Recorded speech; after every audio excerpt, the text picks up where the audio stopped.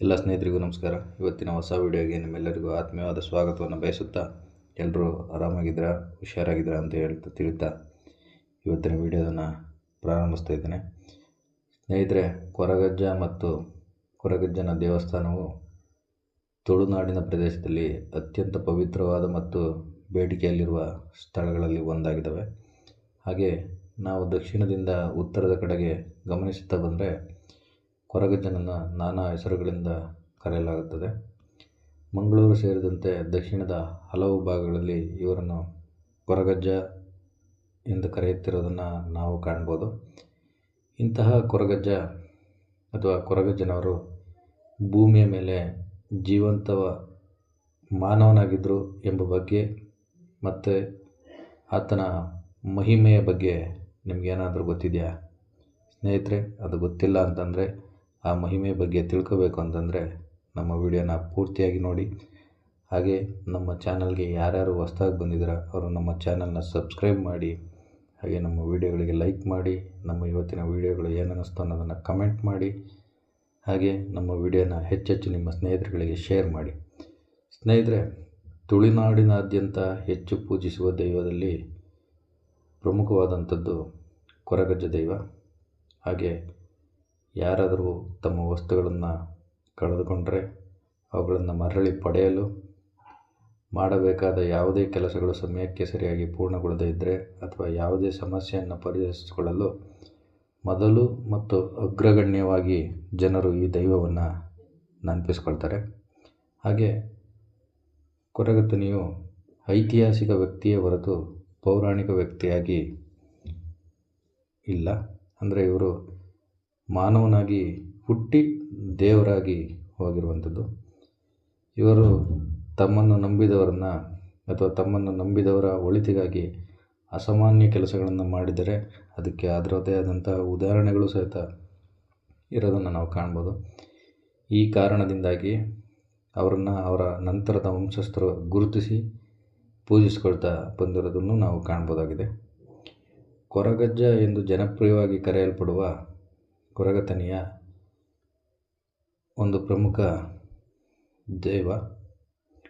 ಇಲ್ಲಿ ಕೊರಗ ಎಂಬುದು ಸಮುದಾಯದ ಹೆಸರು ಮತ್ತು ಅಜ್ಜ ಎಂಬುದು ತುಳು ಭಾಷೆಯಲ್ಲಿ ಅಥವಾ ಸಾಮಾನ್ಯ ಭಾಷೆಯಲ್ಲಿ ಹಳೆಯ ಪುರುಷರು ಅಥವಾ ವಯಸ್ಸಾದಂತಹ ಪುರುಷರಿಗೆ ಅಜ್ಜ ಎಂದು ಕರೆಯುವಂತಹ ಒಂದು ಪದನಾಮವಾಗಿದೆ. ತನ್ನ ಮಧ್ಯ ವಯಸ್ಸಿನಲ್ಲಿ ದೈವತ್ವವನ್ನು ಪಡೆದು ಮತ್ತು ಅವರ ಮೇಲಿನ ಪ್ರೀತಿ ವಾತ್ಸಲ್ಯದಿಂದಾಗಿ ಜನರು ಅವರನ್ನು ಅಜ್ಜ ಅಂತೇಳಿ ಕರೀತಾ ಬರ್ತಿದ್ದಾರೆ. ಹಾಗೆ ಸ್ನೇಹಿತರೆ, ಕೊರಗಜ್ಜನಿಗೆ ಸಂಬಂಧಿಸಿದಂತೆ ಒಂದಷ್ಟು ದಂತಕಥೆ ಇರೋದನ್ನು ನಾವು ಕಾಣ್ಬೋದು. ಆ ದಂತಕಥೆಯನ್ನು ನಾವು ಈಗ ತಿಳಿದುಕೊಳ್ಳೋಣ. ಎನ್ಸೂರು ಬರ್ಕೆ ಅನ್ನುವಂಥ ಒಂದು ಊರು ಏನಿದೆ, ಆ ಊರು ಕೊರಗಜ್ಜನ ಜನ್ಮಸ್ಥಳ. ಎನ್ಸೂರು ಬರ್ಕೆಯ ಕೊಪ್ಪ ಅಂತೇಳ್ಬಿಟ್ಟು, ಕೊಪ್ಪ ಅಂದರೆ 7 ಕೊಪ್ಪ, ಅಂದರೆ ಅದು ಒಂದು ಜನಾಂಗದವರು ವಾಸ ಮಾಡುವಂತಹ ಒಂದು ಸ್ಥಳವಾಗಿದೆ. ಅಂದರೆ ಕೊರಗ ಜನಾಂಗದವರು ವಾಸ ಮಾಡುವ ಪ್ರದೇಶ. ಆ ಪ್ರದೇಶದಲ್ಲಿ ಕೊರವ ಕೋಡಿ ಮತ್ತು ಮೈರಕೆ ಅನ್ನುವಂಥ ದಂಪತಿಗಳಿರ್ತಾರೆ. ಅವರಿಗೆ ಮದುವೆಯಾಗಿ ಎಷ್ಟೋ ವರ್ಷಗಳು ಕಳೆದಿದ್ದರೂ ಮಕ್ಕಳಾಗಿರೋದಿಲ್ಲ. ಮೈರಕೆಯವರಿಗೆ ಭಾಳಷ್ಟು ಬೇಸರವಿರ್ತದೆ, ಮನಸ್ಸಿನಲ್ಲಿ ನೋವು ಸತ ಇರುತ್ತೆ. ಎಲ್ಲ ತಾಯಿಯಂದಿರಂಗೆ ನಾನು ತಾಯಿ ಆಗಲಿಲ್ಲ, ಇನ್ನೊಬ್ಬರು ನನ್ನ ಹಂಗಿಸ್ತಿದ್ದಾರೆ, ನನ್ನ ಬಂಜೆ ಅಂತೇಳ್ಬಿಟ್ಟು ಕರೀತಿದ್ದಾರೆ ಅನ್ನುವಂತಹ ಒಂದಷ್ಟು ನೋವಿರುತ್ತೆ. ಅದರಿಂದಾಗಿ ಕದ್ರಿಯಲ್ಲಿರುವಂತಹ ಒಂದು ಆರಾಧ್ಯ ಮೂರ್ತಿಯಾದ ಕದ್ರಿಯ ಮಂಜುನಾಥ ಸ್ವಾಮಿಗೆ ಹರಕೆಯನ್ನು ಹೊರ್ತಾರೆ ಎನ್ಸೂರು ಬರ್ಕೆಯವರು. ಅಲ್ಲಿ ಹೋಗಿ ನನಗೆ ಮಗು ಆಯಿತು ಅಂದರೆ ಹರಕೆಯನ್ನು ಒಪ್ಪಿಸ್ತೇನೆ ಎಂದು ಪ್ರಾರ್ಥನೆ ಮಾಡಿಕೊಳ್ತಾರೆ. ಆ ನಂತರದಲ್ಲಿ ಸ್ವಲ್ಪ ಸಮಯದಲ್ಲಿ ಆಕೆಯು ಗರ್ಭವತಿ ಆಗ್ತಾಳೆ. 7 ತಿಂಗಳಲ್ಲಿ ಆಕೆಯ ಕೊಪ್ಪದವರೇ ಅಲ್ಲಿಯ ಸಂಪ್ರದಾಯದಂತೆ ಶ್ರೀಮಂತವನ್ನು ಮಾಡ್ತಾರೆ. 9 ರಿಂದ 10 ತಿಂಗಳು ಕಳೆಯೋದರಲ್ಲಿ ಮಗುವಿನ ಜನನವು ಆಗುತ್ತದೆ. ಜನನವಾದ ಸ್ವಲ್ಪ ಸಮಯದಲ್ಲಿ ಹುಟ್ಟಿದಂಥ ತನಿಯ ತಾಯಿಯ ಎದೆಹಾಲನ್ನು ಕುಡಿಯುವಂಥ ಭಾಗ್ಯವನ್ನು ಕಳೆದುಕೊಳ್ತಾನೆ. ಅಂದರೆ ಏನು ಮೈರಕೆಯವರಿದ್ದರು, ಆ ಮೈರಕೆಯವರ ಸಂಭವಿಸ್ತದೆ. ಅವರು ಈ ಲೋಕವನ್ನು ಬಿಟ್ಟು ಬೇರೆ ಪರಲೋಕಕ್ಕೆ ಸೇರ್ತಾರೆ. ಹಾಗೆ ತಂದೆಯ ಮುಷ್ಟಿಯ ಅನ್ನವನ್ನು ಅಥವಾ ತುತ್ತನ್ನು ತಿನ್ನುವಂಥ ಸೌಭಾಗ್ಯ ತನಿಯನಿಗೆ ಇಲ್ಲವಾಗುತ್ತದೆ. ತಂದೆ ಕೊರವ ಕೋಡಿ ಇವು ಸಹ ಪರಲೋಕವನ್ನು ಸೇರ್ತಾರೆ. ತಬ್ಬಲಿಯಾದಂತಹ ತನಿಯ ಅಲ್ಲಿ ಒಬ್ಬೊಂಟಿ ಆಗ್ತಾನೆ. ಇದಾದ ಸ್ವಲ್ಪ ಸಮಯದಲ್ಲಿ ಆ 7 ಕೊಪ್ಪದಲ್ಲಿ ಬರಬಾದಂತಹ ಹೊರಲಾರದಂತಹ ದೊಡ್ಡ ಮಾರಿಯೇ ಬಂದೊದಗುತ್ತೆ. ಅಲ್ಲಿಯ ಜನಗಳಲ್ಲಿ ಸಂಪೂರ್ಣ ನಾಶವಾಗ್ತಾರೆ. ತಬ್ಬಲಿಯಾದಂತಹ ತನಿಯ ಇನ್ನೂ ಕೊಪ್ಪದಲ್ಲಿ ಇರಲಿಕ್ಕಾಗದೆ ಅಲ್ಲಿಂದ ಹೊರಗಡೆ ಹೊರಡ್ತಾರೆ. ಹೊರಟವರು ಜಪ್ಪು ನಂದಳಿಗೆ, ಕದರಿ ಕಾಂತಣ್ಣ ಕರಿಯೆ, ಚಂದ್ರ ಬಿತ್ತಣ್ಣ ಕರಿಯೆ, ಉಳ್ಳಾಲದ ಕೊಡ್ಸಾಡಿ ಹೀಗೆ ಹಲವು ಪ್ರದೇಶಗಳನ್ನು ದಾಟಿ ಒಂದು ರಾತ್ರಿ ಹೊತ್ತಲ್ಲಿ ಬಂದು ಒಂದು ಕಡೆ ನಿಲ್ತಾರೆ. ನಿಂತವನಿಗೆ ಬೆಳಗಾಗುತ್ತಾ ಬರುವಾಗ ಸಮಯ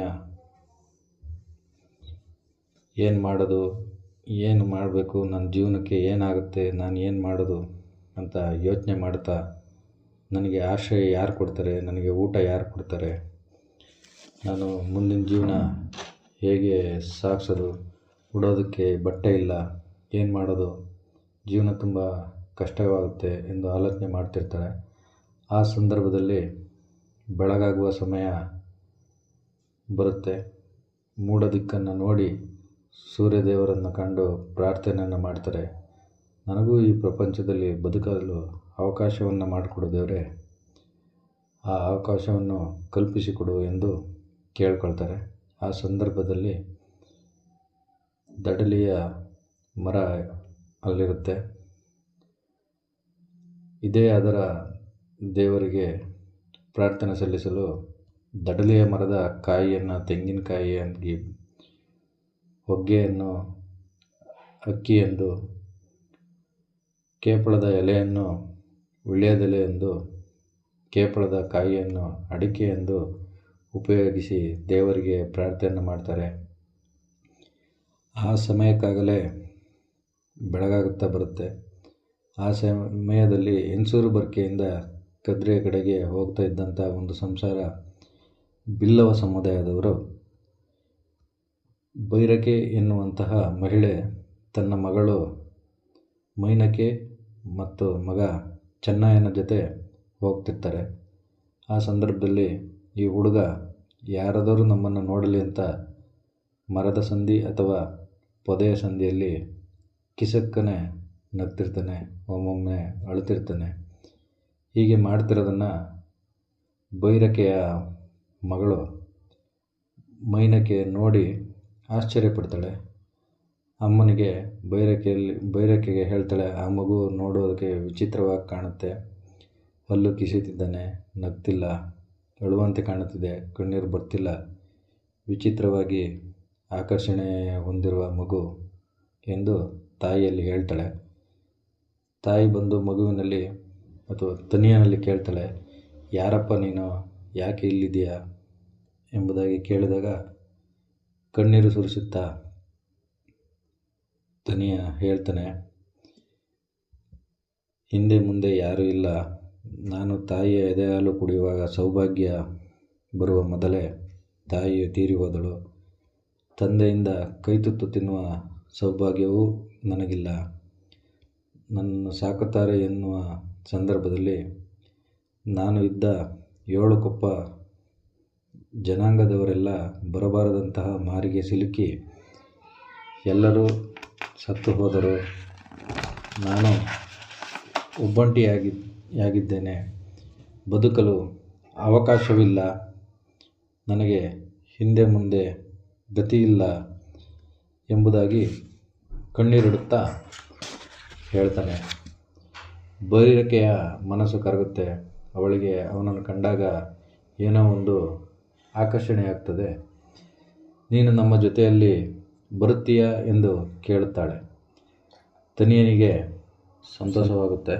ಆಗ ಮುಳುಗುವವನಿಗೆ ಹುಲ್ಲುಕಡ್ಡಿ ಆಸರೆ ಆದ ಹಾಗೆ ನಾನು ಬರುತ್ತೇನಮ್ಮ, ನಿಮ್ಮ ಜೊತೆಯಲ್ಲಿಯೇ ಇರುತ್ತೇನೆ ಅಂತ ಹೇಳ್ತಾನೆ. ಆವಾಗ ಬೈರಕ್ಕೆ ನಿನ್ನ ಜಾತಿ ಯಾವುದು ಎಂದು ಕೇಳಿದಾಗ ಕಾಡುಕೊರಗ ಎಂದು ಹೇಳುತ್ತಾನೆ. 7 ಕೊಪ್ಪದಲ್ಲಿ ನನ್ನ ವಾಸ ಎಂದು ಹೇಳುತ್ತಾನೆ. ಬಾ ಹೊರಗೆ ಎಂದು ಕರೆದಾಗ ಉಡಲು ಬಟ್ಟೆ ಇಲ್ಲಮ್ಮ ಅಂತ ಹೇಳ್ತಾರೆ. ಆವಾಗ ಬೈರಕ್ಕೆ ತನ್ನ ತಲೆಯ ಮೇಲಿದ್ದಂಥ ಸಿಂಬಿ ಅಥವಾ ಏನು ಭಾರವನ್ನು ಹೊರೋದಕ್ಕೆ ನಾವು ತಲೆಗೆ ಟೈರ್ನ ರೀತಿಯಲ್ಲಿ ಸುತ್ತಿ ಬಟ್ಟೆಯನ್ನು ಇಟ್ಕೊಂಡಿರ್ತೀವಿ, ಆ ಸಿಂಬಿಯನ್ನು ಅವನಿಗೆ ಕೊಡ್ತಾಳೆ. ಆ ಸಿಂಬಿಯನ್ನು ಉಟ್ಕೊಂಡು ಹೊರಗಡೆ ಬರ್ತಾನೆ. ಆಗ ಅವನಿಗೆ ತಲೆಗೆ ಟೋಪಿ ಅಂತ ಅಂದರೆ ಮುಟ್ಟುಪಾಳೆ ಅಥವಾ ಗೊಂಪುರ ಬೇಕಾಗಿರುತ್ತೆ. ಅದು ಇಲ್ಲ ಅಂತ ಹೇಳಿದಾಗ ಆ ಊಟಕ್ಕೆ ಅಂತ ತಂದಿದ್ದಂಥ ಒಂದು ಹಾಳೆ ಅವಳಿಗೆ ಕೊಡ್ತಾರೆ. ಅದರಲ್ಲಿ ಕ್ಯಾಪ್ ರೀತಿಯಾದಂತಹ ಅಥವಾ ಮುಟ್ಟಪಾಳೆ ಅಥವಾ ಗೋಪುರವನ್ನು ಮಾಡಿಕೊಂಡು ತಲೆಗೆ ಹಾಕೊಂಡು ಹೊರಗಡೆ ಬರ್ತಾನೆ. ಆಗ ತನಿಯ ಹೇಳ್ತಾನೆ, ಅಮ್ಮ ನೀವು ಮುಂದೆ ಹೋಗಿ ನಾನು ಹಿಂದೆ ಬರುತ್ತೇನೆ ಅಂತ ಹೇಳ್ತಾನೆ. ಆವಾಗ ಜಾನಕೋಡಿಯಲ್ಲಿ ಬಂದು ಅವರಲ್ಲಿ ಆಶ್ರಯವನ್ನು ಪಡೆದುಕೊಳ್ತಾನೆ. ಜಾನಕೋಡಿಯಲ್ಲಿ ಒಂದು ಬಾಳೆಯ ಅಥವಾ ಬಾಳೆ ಎಂದರೆ ಒಂದು ಮನೆಯ ಹಾಗೆ ಅನ್ನುವಂಥದ್ದು, ಅದನ್ನು ಬಾಳೆ ಅಂತೇಳಿ ಕರೆಯುತ್ತಾರೆ. ಮನೆಯ ಅಂಗಳದಲ್ಲಿ ಅಥವಾ ಹಟ್ಟಿಯಲ್ಲಿ ಒಂದು ಮನೆಯಾಗಿ ಮಾಡಿಕೊಳ್ತಾನೆ.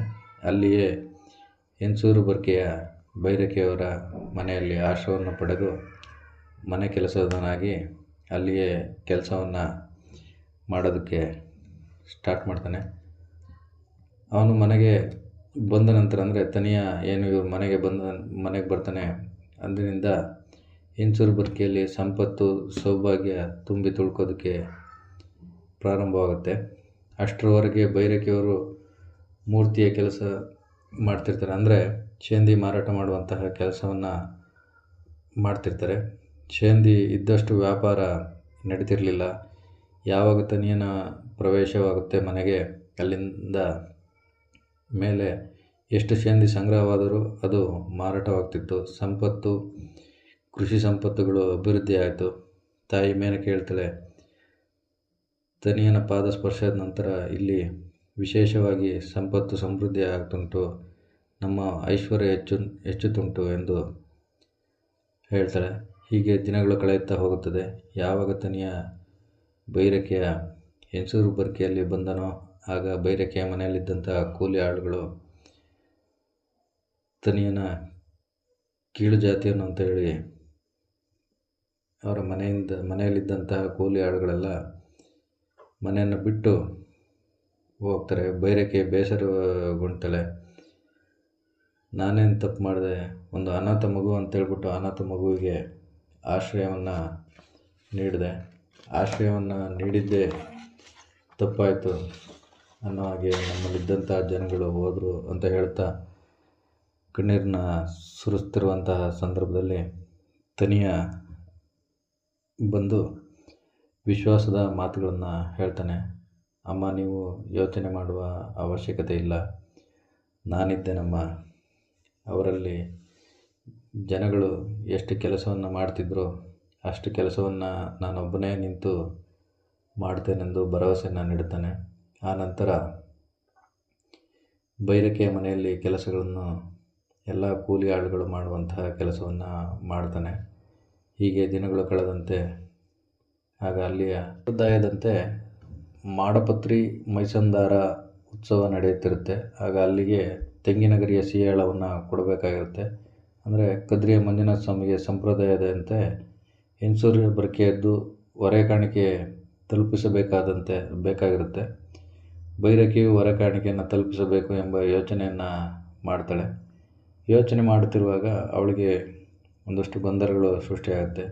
ಕದ್ರಿಯ ಮಂಜುನಾಥ ಸ್ವಾಮಿಗೆ 7 ಜನ ಬರುವಂತಹ ಹೊರೆ ಕಾಣಿಕೆ ಹೋಗಬೇಕಾಗಿರುತ್ತೆ. 7 ಜನ ಬರುವಂಥ ಹೊರೆ ಕಾಣಿಕೆಯನ್ನು ನಾನು ವರ್ಷಪೂರ್ತಿ ಸಲ್ಲಿಸ್ತಿದ್ದೇನೆ.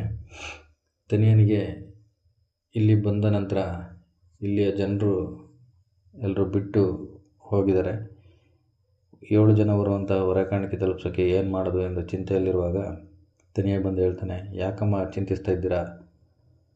ಕದ್ರಿಯ ಮಂಜುನಾಥ ಸ್ವಾಮಿಗೆ ಹೊರೆ ಕಾಣಿಕೆ ಹೋಗಬೇಕು ಮಗನೇ, ಅಲ್ಲಿಗೆ ಹೊರೆ ಕಾಣಿಕೆ ಹೋಗಬೇಕೆಂದರೆ 7 ಜನ ಬೇಕಾಗುತ್ತದೆ.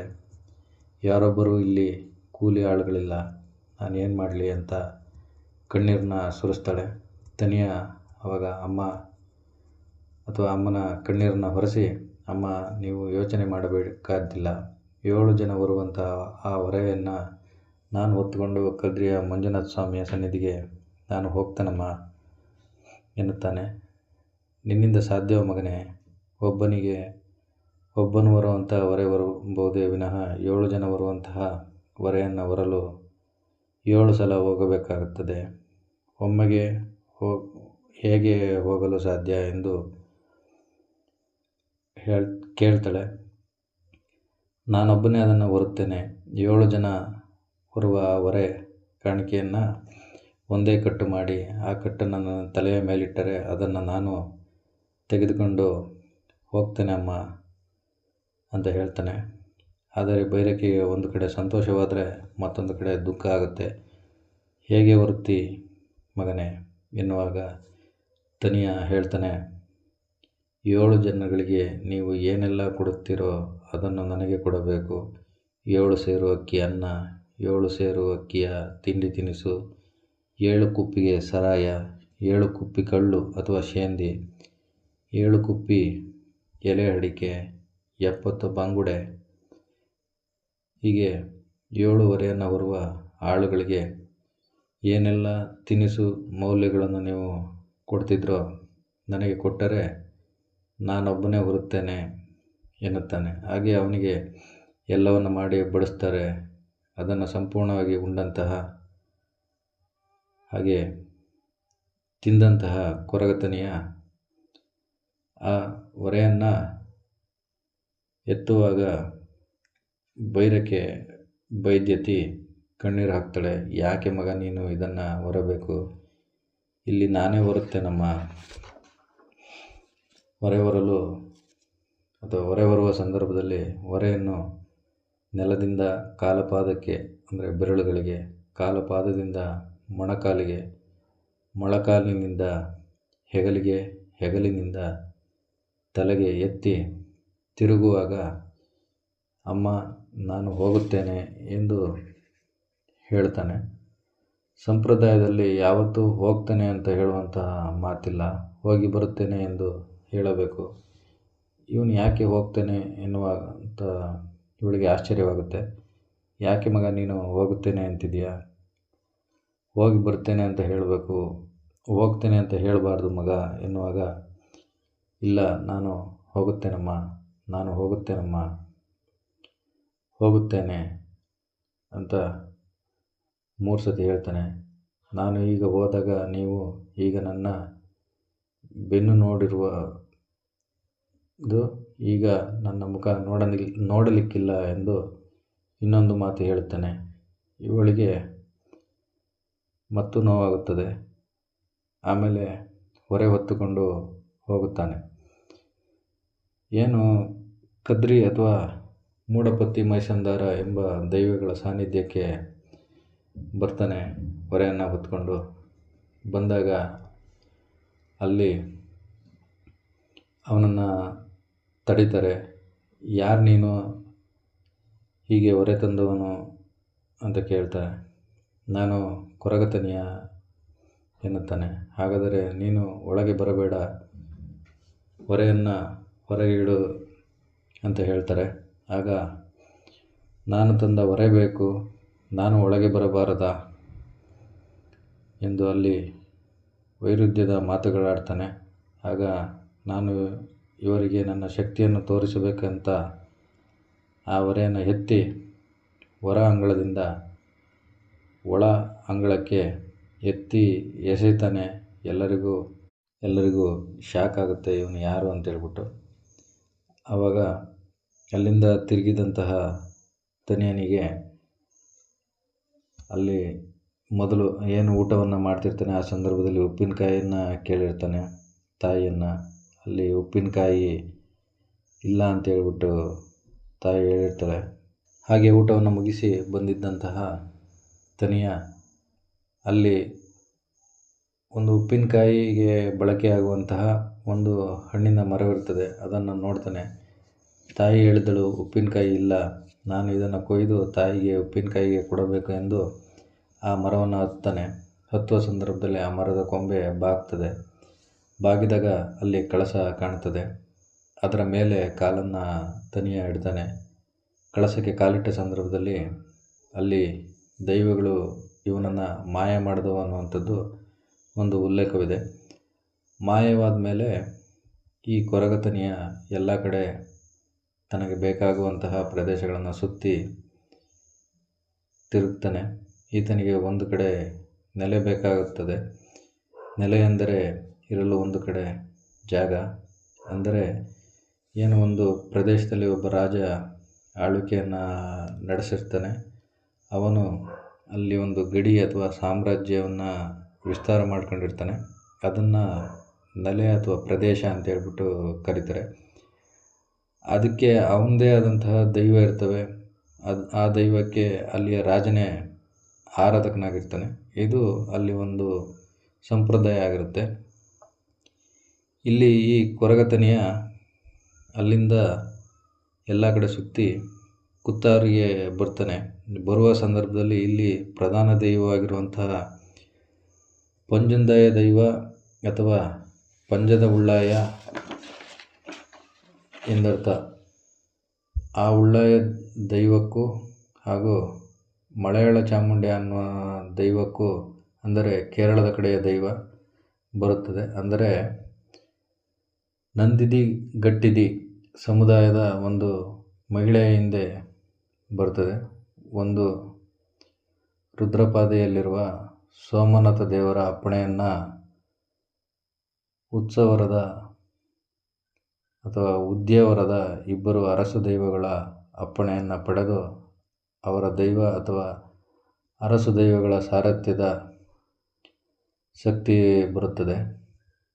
ಒಂದು ಕಥೆಯಲ್ಲಿ ಪಂಜಂದಾಯ ದೈವಕ್ಕೂ ಮಲಯಾಳಿ ಚಾಮುಂಡಿ ದೈವಕ್ಕೂ ಯುದ್ಧವಾಗ್ತದೆ. ಇನ್ನೊಂದು ಕಥೆಯಲ್ಲಿ ಉದ್ಯಾವರದ ಅರಸು ದೈವಕ್ಕೂ ಪಂಜುಂದಳ್ಳ ದೈವಕ್ಕೂ ಯುದ್ಧವಾಗ್ತದೆ.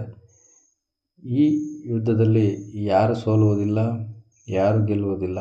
ಕಡೆಗೆ ಪಂಜುಂದಳ್ಳಾಯ ಅಥವಾ ಪಂಜುಂದುಳ್ಳಾಯ ದೈವ ಸೋಲುತ್ತೆ. ಸೋತು ಒಂದು ಕಟ್ಟೆಯಲ್ಲಿ ಕೂತ್ಕೊಳ್ತಾನೆ. ಅಲ್ಲಿ ಕೂತಿರುವಾಗ ಚಿಂತೆಯಲ್ಲಿರುತ್ತಾನೆ. ಅದೇ ಸಮಯಕ್ಕೆ ಕೊರಗತನಿಯ ಅಸ್ತಿತ್ವಕ್ಕಾಗಿ ಬರುತ್ತಿರುವಾಗ ಆ ಕಟ್ಟೆಯಲ್ಲಿ ಕೂತಿರುವಂತಹ ಪಂಜುಂದುಳ್ಳಾಯ ದೈವವನ್ನು ನೋಡ್ತಾನೆ. ನಾನು ಕೇಳ್ತೇನೆ. ಆಗ ಪಂಜುಂದುಳ್ಳಾಯ ಹೇಳ್ತಾನೆ, ನನ್ನಿಂದನೇ ಸಾಧ್ಯವಾಗಿಲ್ಲ. ನಿನ್ನಂಥ ಕೊರಗತನಿಯನಿಗೆ ಹೇಳಿ ಏನು ಪ್ರಯೋಜನ ಅಂತ ಹೇಳ್ತಾನೆ. ಆಗ ಅದನ್ನು ನಂತರದಲ್ಲಿ ನೋಡೋಣ. ಏನು ಬೇಕು ಅದು ಮಾಡ್ತೇನೆ.